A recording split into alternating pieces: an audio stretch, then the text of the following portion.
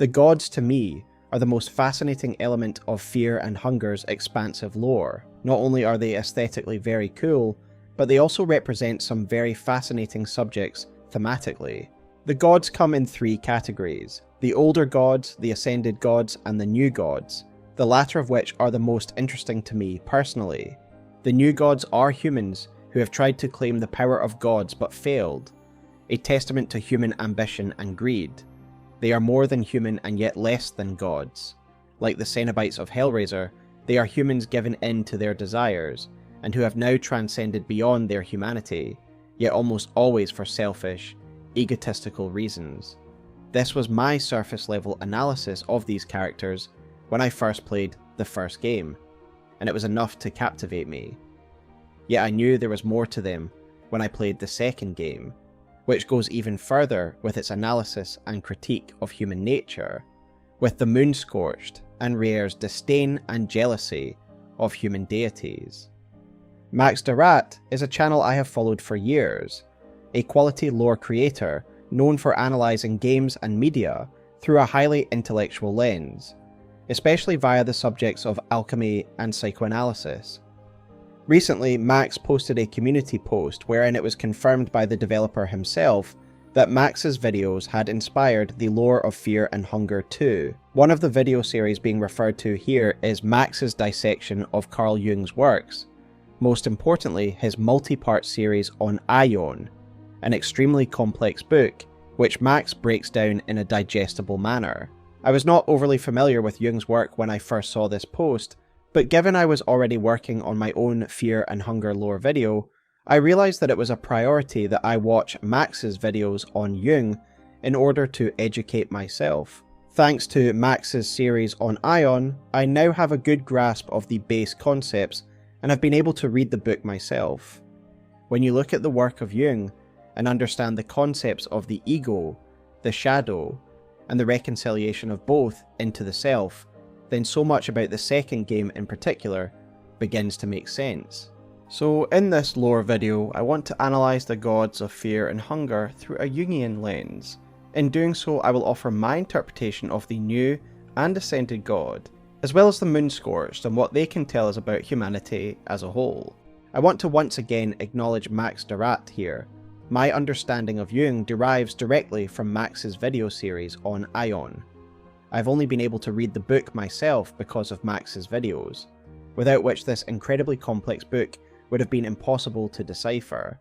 But before we dive into the dungeons any further, we need to refresh our hunger meter with today's sponsor, Hellofresh. Hellofresh is a product I've been using myself for a year or so, and personally I like the fact that it removes the hassle of meal planning. With 45 plus recipes to choose from, you never will be struggling for choice. Aside from this, it's really encouraged me to get back into the kitchen and ditch my takeaway habits, as Hellofresh has a lineup of quick and easy meals, including 20-minute recipes, designed to reduce stress and min-max your time. If you too are trying to maintain a healthy diet, but find yourself too busy, then leave it to Hellofresh. Choose from 30 plus calorie smart or protein smart recipes each week that are delivered straight to your door, pre-portioned for your convenience. And who doesn't love a dessert? Hellofresh is now offering a free dessert for life, giving you one free dessert item per box as long as your subscription is active. On top of that, Hellofresh are offering Smowtown viewers 10 free meals. So click on the link in the description or use my code to get 10 free meals and free dessert for life when the subscription is active. Thanks again to Hellofresh for sponsoring this video, and now back to the dungeons.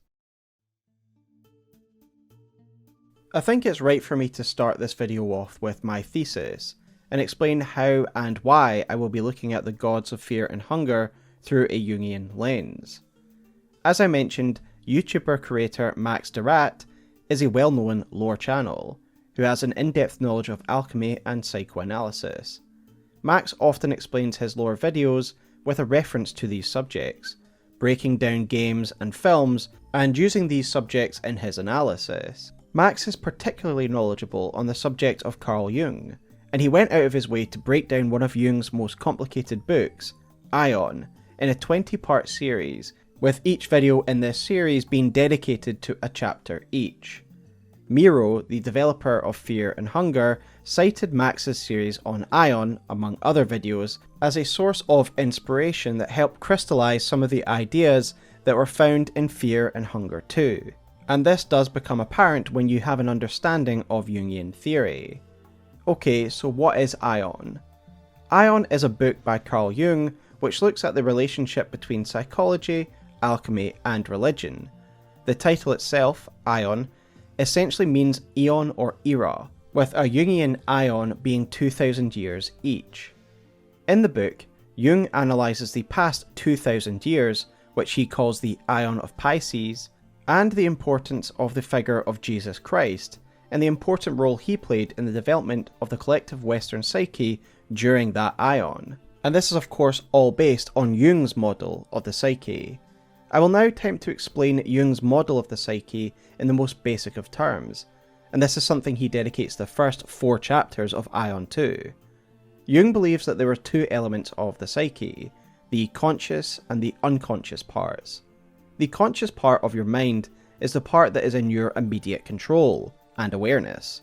The ego is the part of the conscious mind that we will be referring to mostly in this video as it's most relevant to Fear and Hunger. To quote Max, the ego is you. It is the part of you that is aware and makes decisions and interacts with the unconscious elements of the world and of your psyche. The unconscious is the elements of our mind that are not under our immediate awareness. For example, emotions. There are various archetypes that exist in the unconscious part of our mind, as Jung describes it. The most relevant part of this, for our discussion, is the shadow. The shadow is seen as that part of our unconscious mind that we do not like. For example, it could be the source of your anxiety, anger, jealousy, or any other kind of perceived weaknesses or negative traits that bubble up from your unconscious and affects you. Jung believed that perfection of the mind can only be found in the reconciliation of the unconscious and conscious parts of the psyche. For example, this would require us to confront the contents of our shadow, so that we are somewhat aware of it. We can then incorporate it and bring it under the control of the conscious, limiting its negative effect on our life and conscious being. This state of balance between the consciousness and the unconsciousness is what Jung would call the self, the perfected and harmonious state of mind that every human aspires to. Jung believes that gods throughout history and cultures have represented this perfect state of man, and that Jesus became this symbol in the West for the last 2000 years. This is also what Jung calls the Imago Dei, the God image, and that we should all strive to match the harmonious state of the gods. However, this is the ideal, and the reality is that the interactions between the conscious and the unconscious self can go sour. Later in the video, we will discuss such situations, as I believe both the Moonscorched and the New Gods can both be seen as different instances of these conflicts going wrong, with the New Gods being examples of ego inflation, and the Moonscorched being examples of shadow possession.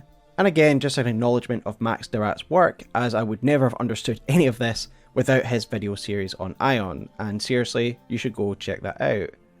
For now, however, I would like us to return to the title of the book itself, Aion, and how we can apply the concept of eons and eras to Fear and Hunger. Aion's title refers to Jung's conception of eons, which goes by the Platonic month, that is 2000 years. For Jung, the changes of the collective Western psyche during the Aion of Pisces, 0 to 2000 AD, were most influenced by Christ and Christianity. However, within these great Aions, there are also important nodal moments in history, which mark further developments, cited as being every 500 years or so. Some of the examples described by Max in part 6 of his Aion series are Jesus' birth in 0 AD, followed by the establishment of the first monastery, founded by St. Benedict in 529 AD, and then in 1000 AD Max cites the development of cults and heresies. Likewise, the world of Fear and Hunger focuses around important nodal moments where the world seems to stagnate, and a new divinity seems to arise to push humanity forward. It is somewhat cyclical. All-Mer also takes the role of Christ in this world, and his ascension marks the 0 year of this universe. All-Mer came to prominence during similar times to Christ, a period of corruption and sin. All-Mer is the being who restored humanity to the old ways, to the worship of more traditional gods. However, instead of saving us from our sins, he purged the corrupt elements of the human race in an apocalyptic act of slaughter. Given the focus on Christ that Aion has, you might think that All-Mer is a shoo-in for this discussion, and indeed, Miro does offer an interesting interpretation of his universe's Christ, especially in regards to the developments of the lore in the second game and the splitting of the character between the Sulfur and All-Mer characters. We will return to that in the final part of this video, but let us return to the timeline for now. Then in 809, at the time of the Fellowship, once again, humanity had reached a time of stagnation and death. Thus these 4 new gods took control. By the time of the first game, which is set in 1590, the tides shift once again, and a new group comes to the Dungeons of Fear and Hunger. From this event at least, 1 new god and 1 ascended god would emerge, once again leading humanity into a new era. Then in Fear and Hunger 2, which is set in 1942, once again a new fellowship comes together, in a time of great strife. By this time the world has been brutalized by 2 world wars. From this period of tumult, 2 gods can emerge, the Sulfur God and the Machine God. These nodal events are directly referred to in the second game, in a book called The 4 Ages of History. In this it describes the 4 different periods of modern history, essentially 4 nodal events of this Aion. These periods are the Age of All-Mer from year 0 to 410, then the Age of the New Gods of Nashra's time from 410 to 809, and then we have the Reign of the New Gods of the Fellowship from 809 to 1590. The 4th Age is the Age of Fear and Hunger, which starts in 1590, the events of the first game, and this is the current age that we find ourselves in the second game as well. The other pattern that one can detect within these events is the souls of those who are involved within these critical events. In Fear and Hunger 1, you are required to claim the souls of the Fellowship in order to progress into the Golden Temple, and then to the Green Hue, the soul of Torment from Chambara, the soul of the Endless from Nilvan, the soul of the Enlightened from Valtiel, and the soul of the Dominating One from Francois. However, these are just the current holders of these souls, as the party members of both games are also in possession of these souls, and in the first game, each of the party members can become the new gods of Enlightenment, Torment, Domination, and Endless. Again, these same souls show up in Termina, and thus it seems as though these souls are drawn to important nodal events. The new gods are constantly usurped and replaced, and when we visit the Hall of the Gods, we can see hundreds of different new gods here, likely representing how often these beings rise and fall. Perhaps this cycle is older than All-Mer himself, and the sultans and kings that he overthrew were themselves new gods. The point of illustrating the eons of fear and hunger is twofold.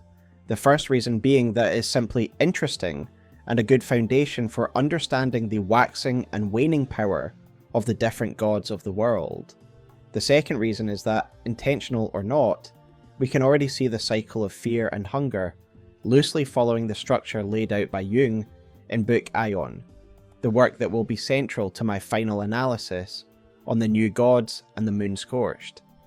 With all that said, it is time we turn to the gods themselves, so we may understand what the new gods are trying to tell us about humanity. One of the fascinating things about fear and hunger is the fact that there are different classes of divinity within its lore. The old gods, the new gods, and the ascended gods, with each class represented by a different ritual circle. The old gods are the inhuman forces that seem to be as old as nature itself, each an ineffable representation of a concept. Specifically, they are representations of some of the most primordial concepts that govern all life and the universe as a whole. They are expressions of nature. Gro-Goroth himself highlights the singular nature of gods, that they are beings unaffected by the weakness of human desire and minds, as he says the following: "The older gods are too pure for this world. They are the true forms of the feelings and ideas that linger in men. But humans, they are too tainted by their own mind and ambition to understand purity." And this is certainly something we will revisit when we discuss the failings of the new gods. Gro-Goroth also lets us in on another truth. The old gods are no longer here.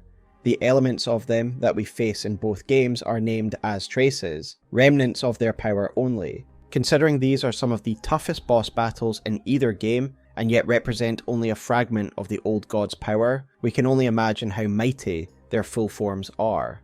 For example, the two main old gods are Gro-Goroth and Sylvian, who each represent the two bookends of life, creation and death.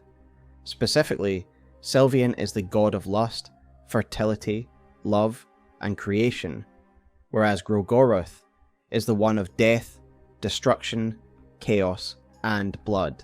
While it is tempting to find Gro-Goroth as evil, it is better to see him as a force of nature, a force that represents the cruel but necessary elements of life. It isn't cruel, it is just unsympathetic and unavoidable, just as death itself is.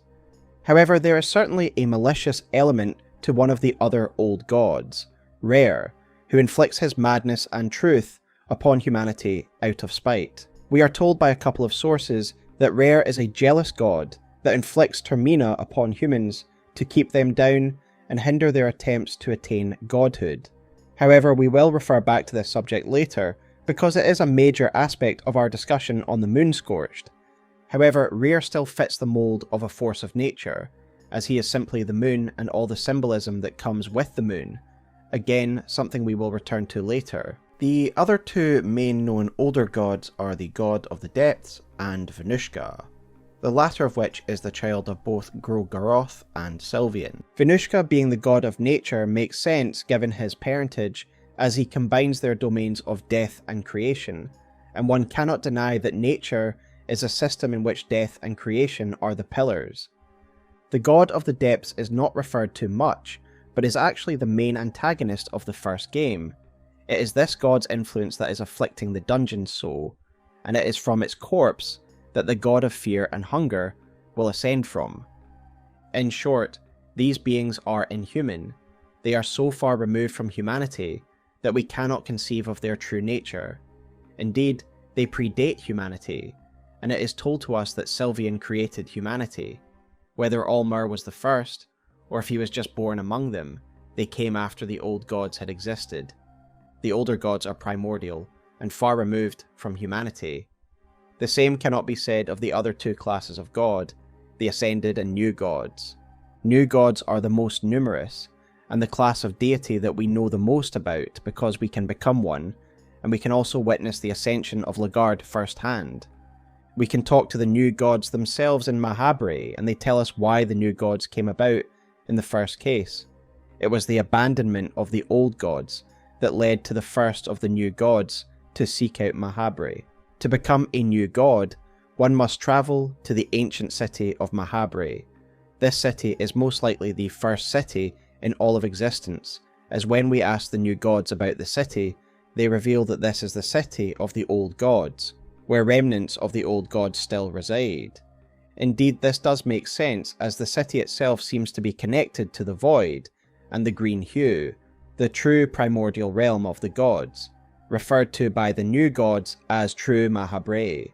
Thus, it is likely this city was built on this spot by the old gods, a terrestrial gateway to the void from whence the gods originally came. However, we know that the new gods have over time added to the city, as when we ask the new gods about Bethel, we learn that it was he who built the Grand Library. Ourselves and Lagard can become a new god by sitting the golden throne and travelling to the green hue. That's really it. A human becomes a sort of demigod by entering the godly void and transgressing on a realm not meant for humans, which ultimately leaves one changed forever. It seems even the predecessors to humanity, the lizardmen, also found themselves thrall to this cycle, as when you ask about the greater blights of the void, the new gods say the following: Before men, the lizard men roamed as the dominating life form. Like us, they too desired to ascend higher. What remains of those ancient times are the forms. Greater Blight is something that rivals the powers of the new gods even in this day and age. It is truly curious how powerful those ancient relics were in their true prime. Again, this really supports what I said before, that the new god cycle is far older than even Alll-Mer, and humanity as a whole. The new gods seem to have their reign in the terrestrial world. They are then replaced, and a new cadre takes their place as the active rulers. When killed and their time is past, they ascend to the Great Hall, a separate dimension that the new gods seemingly exist in. In the second game, Per Kelly implies that the new gods still pull the strings from the Grand Hall, meaning the new gods seemingly act as a collective once their active rulership is over. Indeed, it is my opinion that the new gods are the force that direct you towards the machine god, that want you to activate the 3 telectroscopes, and so that you can ultimately become one with the machine god's collective consciousness. The reason I believe so is because of the way in which we interact with the new gods in the second game. We get drawn into the Great Hall twice, if I am not mistaken. The first time is during the introductory sequence, where we meet the janitor and Rhea in Rhea's realm. To me, this could be the new gods giving you the opportunity to meet Rhea so that you may follow the threads and assist her in ascending. The second time we come to the Grand Hall is even more telling. It happens during the finale of Ending A, after we have defeated the platoon and before we meet Kaiser.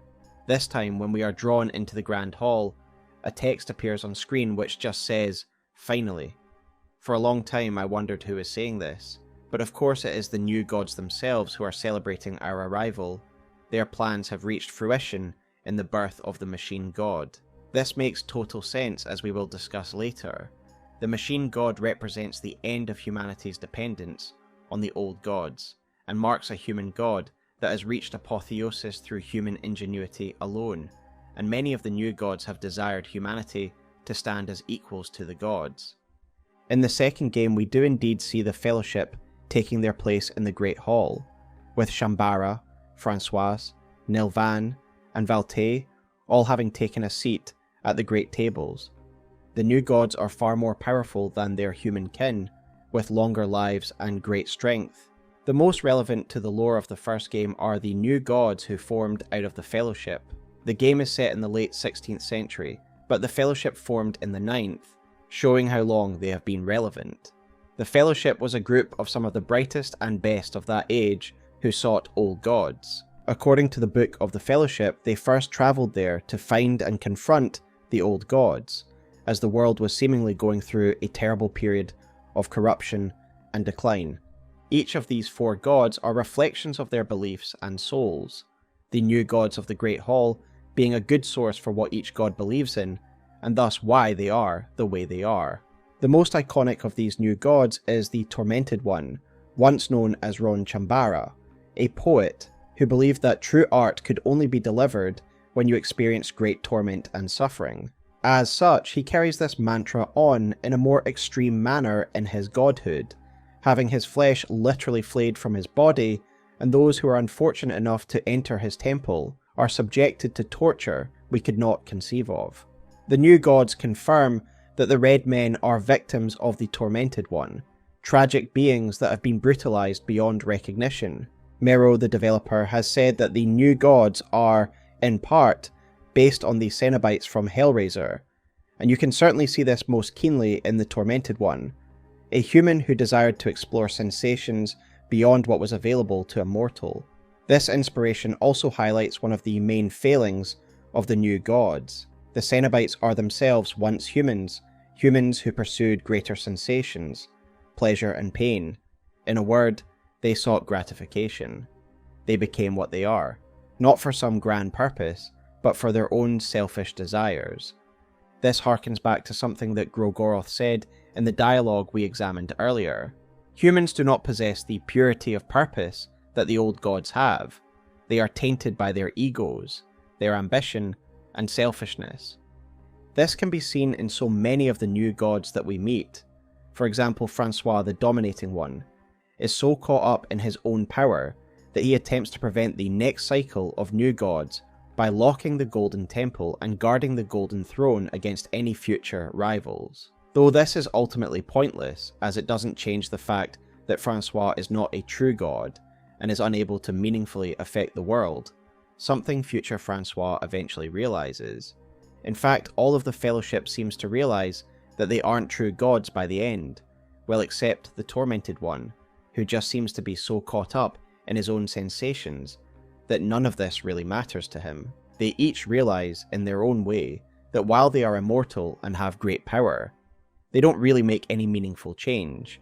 They do not act upon the world like true gods, and they are little more than powerful kings. Let's take Valtiel for example, another new god of the Fellowship who would come to learn the limitations of his power.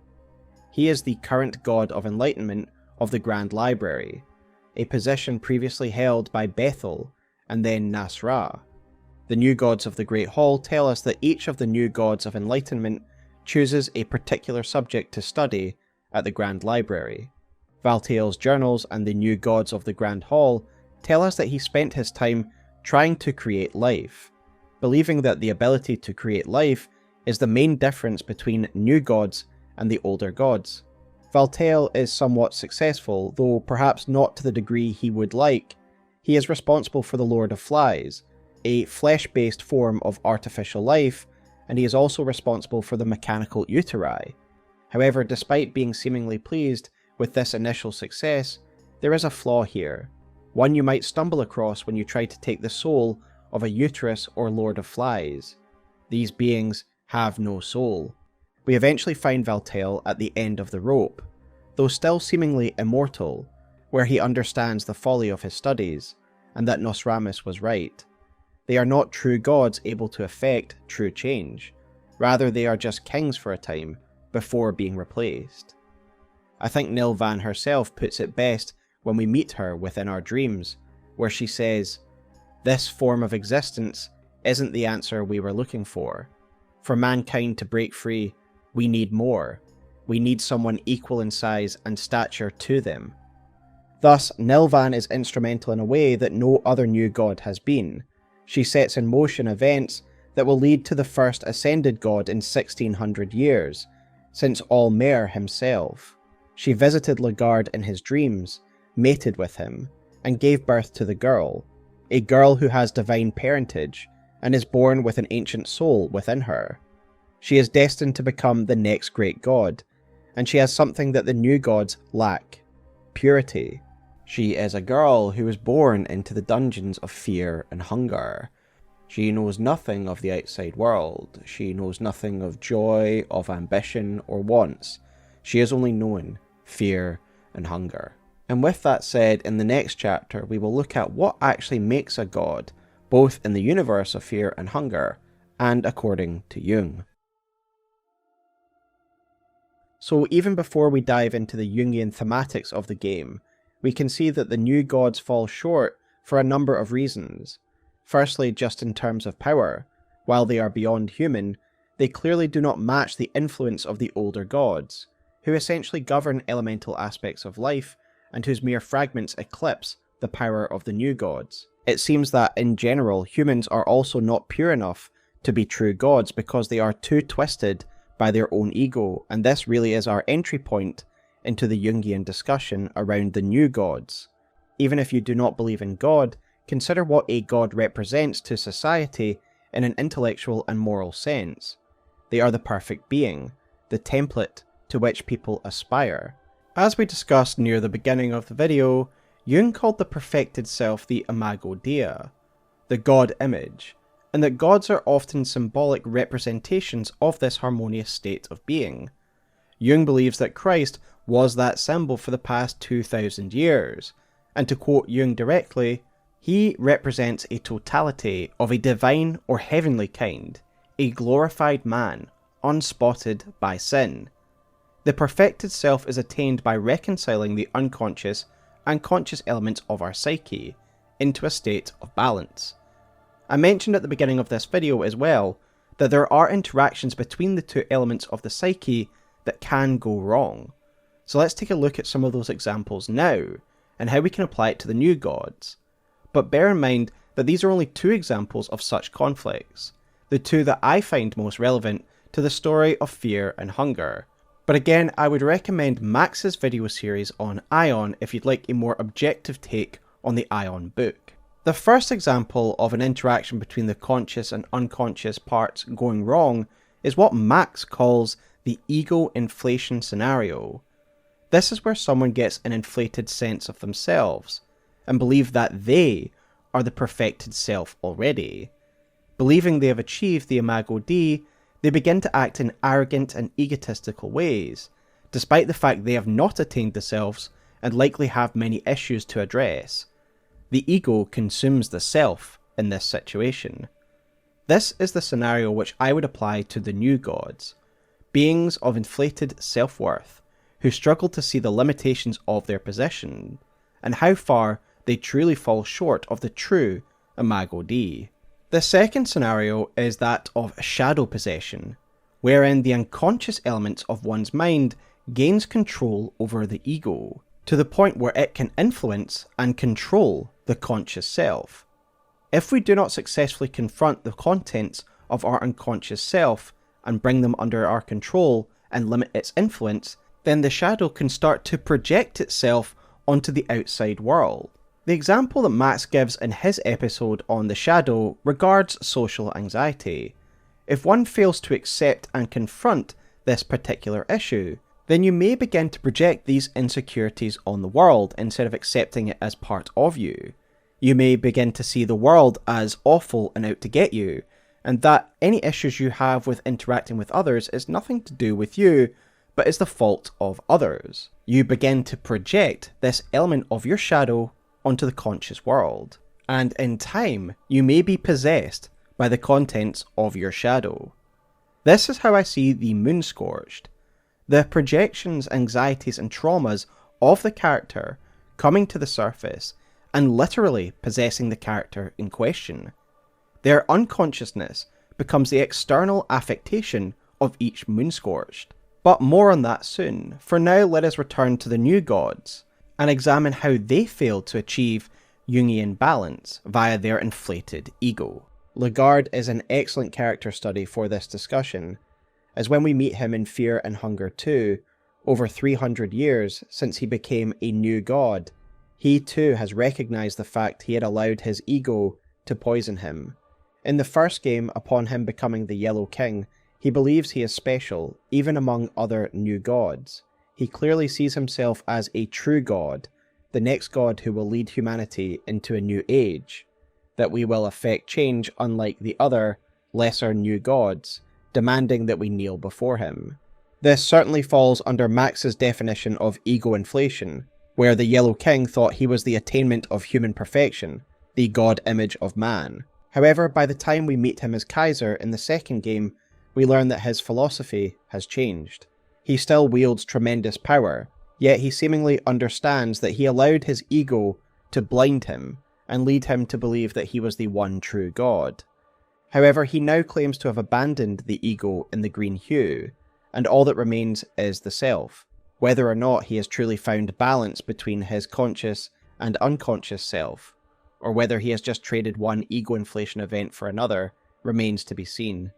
However, these clear references to Jungian theory reinforce the theory I have put forth in this video, that the new gods fail because they are flawed humans, and most importantly, the very type of personality that would seek this power in the first place is doomed to fail as a god.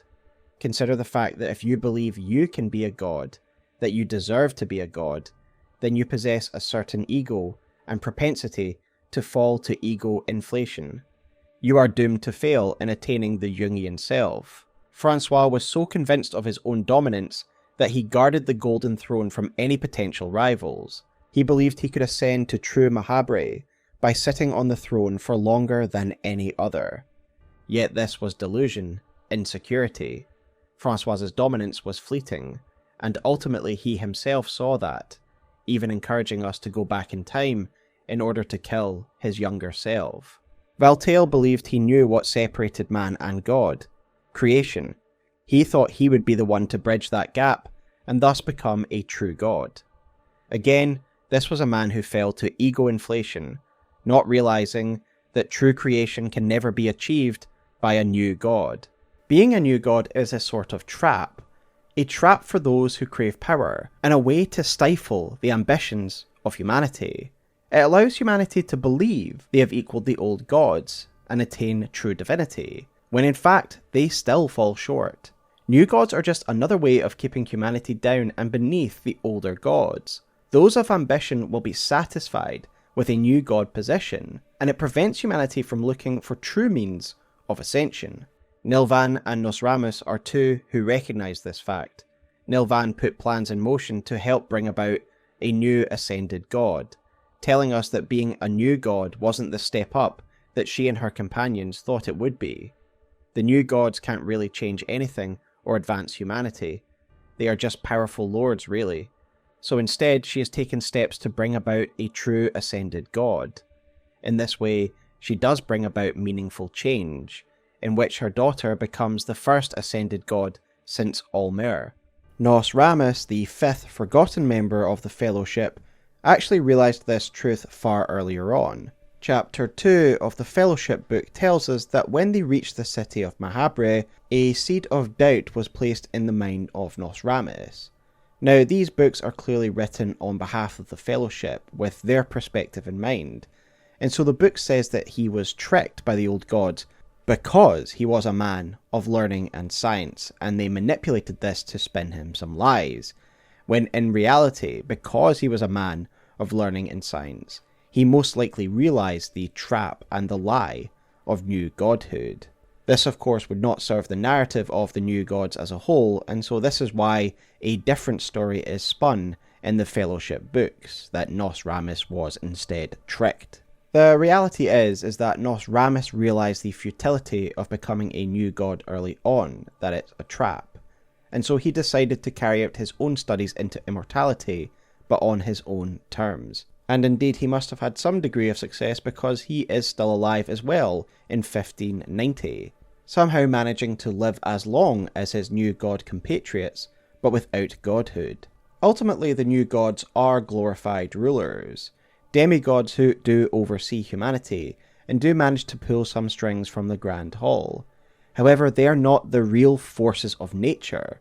They are not able to affect the fabric of reality like the older gods can. With the failure of the new gods well documented, it is time to turn to Rher, the old god who is most concerned with humanity and actively hampers their attempts at godhood.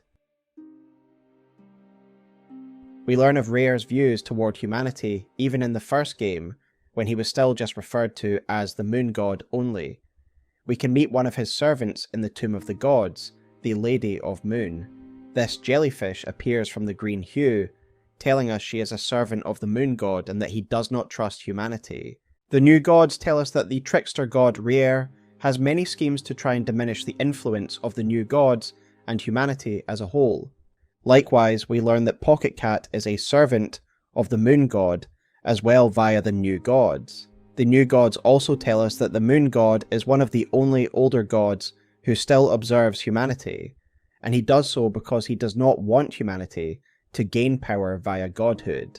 Now, with the understanding that the moon god is chiefly concerned with interfering with mankind's attempts at godhood, the actions of both Pocket Cat and Lady of the Moon make sense, as they are after one thing: the girl who would become the god of fear and hunger. When I first played the game, I just thought Pocket Cat was a creep, and yeah, he is, but when you know who he serves, then his actions clearly play a greater role in Rher's schemes. He steals children because it robs humanity of potential. Perhaps each of these children were destined to play some important role. However, in the year of 1590, both he and the Lady of the Moon are after one thing: the girl. Both he and the lady offer rewards for the girl, but they don't tell us why they want her, and if you never play the game through to completion, then you may never fully understand the significance of this transaction.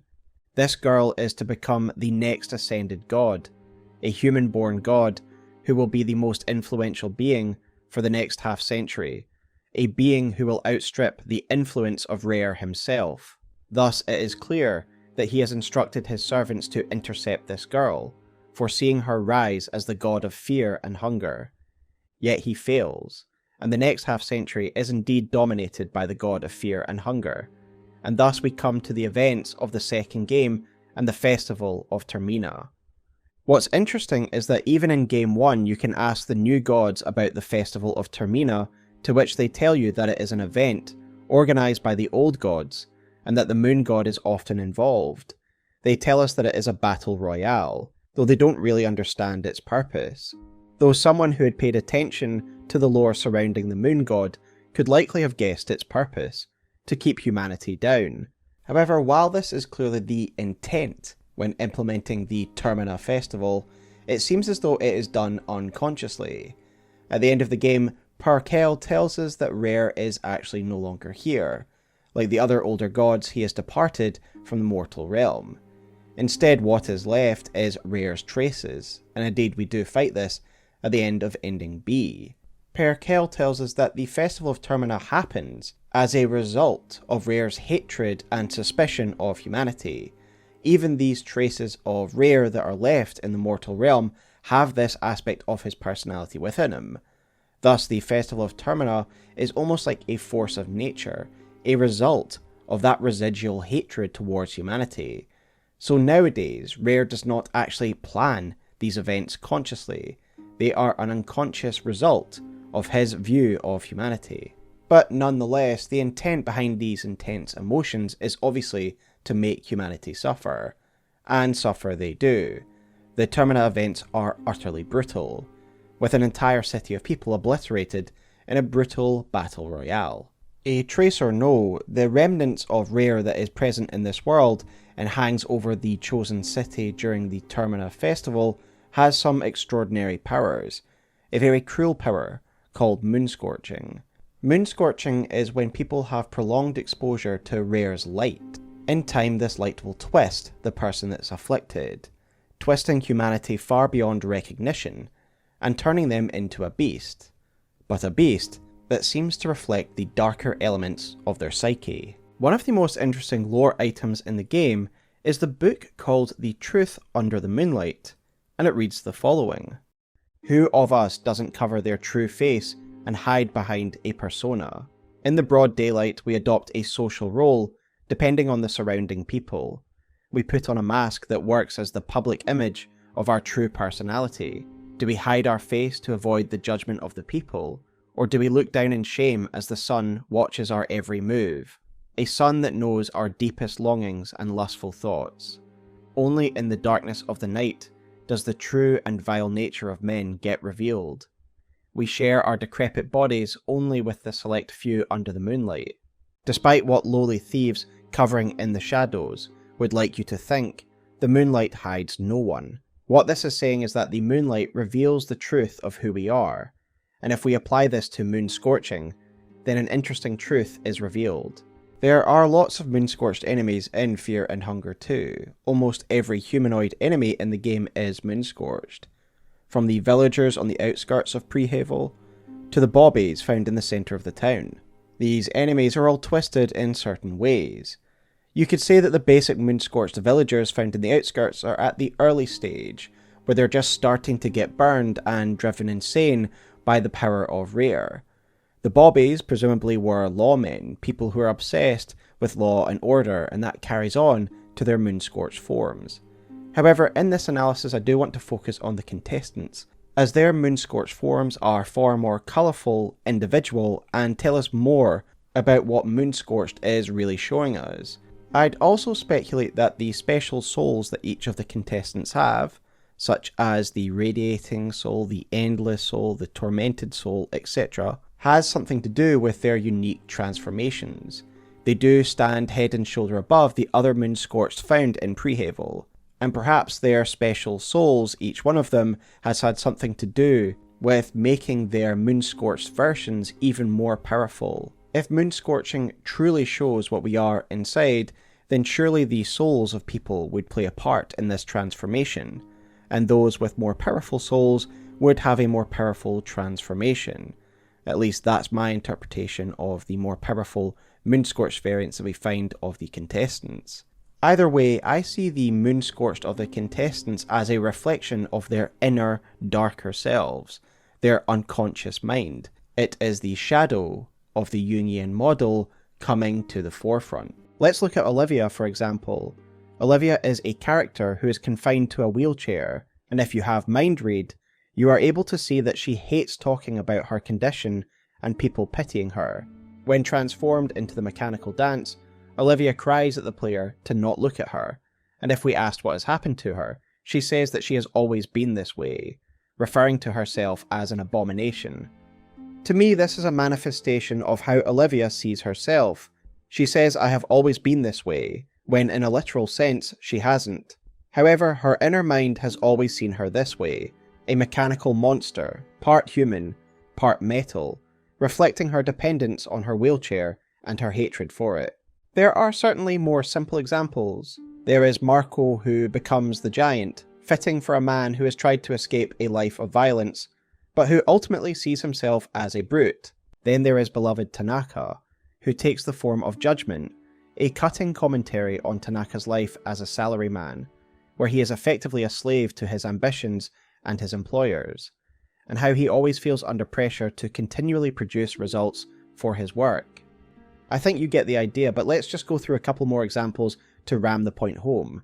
Karen becomes the Valkyrie, the figures from Norse mythology who would scour the battlefields for worthy dead. On the back of the Valkyrie, she carries deceased warriors. It all reflects the inner guilt that Karen has for her profession. She is a war reporter, and she feels the guilt of the war dead upon her shoulders. She makes a living off war reporting, and inside, she feels like she makes a living from the death of others. Samari becomes Dysmorphia, the very name of which implies that it reflects her social anxiety. The Weeping Scope is of course a manifestation of Levi's trauma of being forced to be a child soldier, having a gun forced into his hands. The Weeping Scope literally has a gun welded to it, as if he has no choice but to be a killer.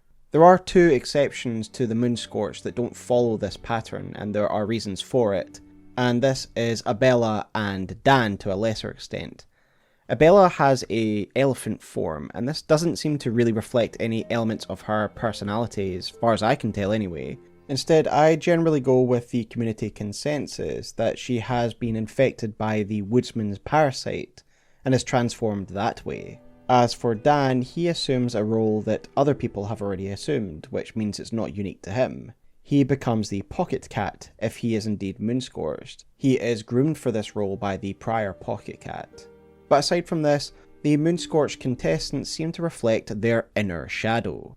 Given Miro, the developer, clearly confirmed that Max's series on Aion inspired the lore of this game, and the overt references to this Jungian theory, it isn't a stretch to conclude that the Moonscorched as well could well have been influenced by elements of Jungian theory, that they represent the shadows of our psyche brought to the surface and given primacy over the ego and body. After all, the moonlight shows us the truth of who we are, dragging out the darkness within our unconscious. Of course, Miro goes far further, with the exploration of the Jungian self in Fear and Hunger too, via the Machine and Sulfur God. Let's start with the Sulfur God, as it ties into a character we have touched on already, Alll-Mer, the Christ of the world of Fear and Hunger. The Sulfur God seemingly comes out of nowhere when you reach Ending Sea. Prehevil reveals that Rher is gone, like the rest of the old gods, and that in fact, Prehevil does not serve Rher. Instead, he is a member of a sulfur cult who piggyback off the Termina festivals in order to find new candidates for their order. Only the most violent and bloodthirsty of Termina contestants will be granted an audience with the Sulfur God. There are hints as to the existence of this god before the ending of the game. For example, the murderer of the White Mold apartments appears to be a sulfur cultist, with the symbol of sulfur carved into his living room floor. It's clear these murders are a ritual sacrifice to the Sulfur God, and many believe that the murderer was rewarded by becoming the janitor, who has similar face paint to Prehevil. As an aside, this face paint is said to be an identifying feature of the cult by the new gods. The season of sulfur is also mentioned in the museum, as well as its symbol appearing on the clock. But who is this Sulfur God? Well, our best answer comes from the man in black, aka Black Kalev, who claims to be a witness to All-Mer, and he tells us about the relationship between All-Mer and sulfur. This is a long quote, but an important one, so bear with me. He says the following: "I stood next to your celebrated Christ, All-Mer, the Ascended One, as he carved his idol. To condense his true essence, he carved that macabre being from the depths of his subconsciousness, to confront his shadow, the unknowable, the imperfection that obstructed his pursuits of absolution. As one, the Ascended One became two. That was when humanity finally reached the heights it had always strived for. Only it was not two gods that mankind yearned for, now was it? If the other one had been dug deep within All-Mer's subconsciousness, it had to be sent back just as deep, so it wouldn't obstruct the newfound order. Cast away, so that true absolution could be reached. Cast away deep, all the way to the sulfuric pits. But which one was it that got cast away? The conscious or the subconscious of the Ascended One? So lots of interesting information here, but again we get clear reference to Jungian principles, the conscious and unconscious, and this shouldn't be surprising given Christ is the central figure in Aion, the very book that inspired the developer. In chapter 5 of Aion, Jung comments on the difficulties of aligning the Christian Jesus as an analogy of the self, and I quote him now: "The Christ symbol lacks wholeness in the modern psychological sense, since it does not include the dark side of things, but specifically excludes it in the form of a Luciferian opponent." So while Jung believes that Jesus is a symbol of the perfected self for the collective Western psyche, he recognizes that strict reading of the Bible paints Jesus as one half of his model, whose opposite half is external to him. He thus finds it easier to relate his model to the Gnostic or Yahweh concept of God, which in both instances are closer to being a reconciled being of both light and dark, or good and bad. What is interesting to me is that the developer has taken this concept and integrated it into the lore. The all-mer, like Christ, is the saviour of mankind and the first ascended god of this world, the first human to match the power and status of the older gods. Yet he did this, not by reconciling the two elements of his consciousness, but by splitting them. Thus all that would be left is the light, the good. According to the man in black, All-Mer then placed the other half of himself in a totem that he sculpted, and buried it deep in the pit of sulfur, in hell. In a lot of ways, this revelation by the man in black somewhat undermines the whole notion behind the All-Mer, and in some ways it's like he cheated in order to attain godhood, and as a byproduct, created this being of ultimate evil, the Sulfur God, who demands blood, death, chaos, and violence. However, you could see the external nature of the Sulfur God as irrelevant, and that together All-Mer and Sulfur are the perfected Jungian self, the system of balance between good and evil, and I think this is the interpretation that I most like. We also therefore have to consider the god of fear and hunger. How does it fit into this universe of Jungian balance? Well, I am not sure that it does, and that this particular god is closer to the older gods, in that she is beyond such human concerns. When we ask the new gods about the girl, they tell us that she is a pure being, and if you ask them about the Ancient One, then we are told that a special soul resides within her, that radiates the light of an older god. Whether this means she literally has the soul of an older god, or just that she has one that is as powerful as one is unclear. However, what is clear is the girl is different from other humans. She hasn't had much of a life beyond one of fear and captivity. She is also a child and thus retains her purity. I therefore think her purity reflects that of the older gods. She is born human, but she has no ego or ambition. She is just a vessel for a new god, and thus the Jungian conflict isn't a concern of hers. She is immune to the criticism levied by Gro-Goroth. She is untainted by the human condition, and thus is the perfect human candidate for godhood. If anything, we could stretch the Jungian analysis to suggest that she almost has no ego or sense of self, and that she is there subsumed by the soul within her, and that soul happens to be remarkably powerful and of a singular purpose. Of course, we can't wrap up these discussions on gods without discussing logic and the machine god, which is the most overt distillation of all of these ideas, and the most clear aspect of the story inspired by Max's content and Jung's work. Before we meet the logic, we have to travel through the White Bunker, a bunker once held by the Eastern Union and now under the control of Kaiser and Bremen. This is just the central bunker in a system of underground bases that was originally created and used by the Eastern Union in order to house their Operation Logic. It was this project that Kaiser wanted to hijack. What this project is and what it aims to do is more or less explained in two separate documents, the first of which explains the 3 telectroscope that can be found throughout these bunkers, great cables that connect to the central logic found in the White Bunker.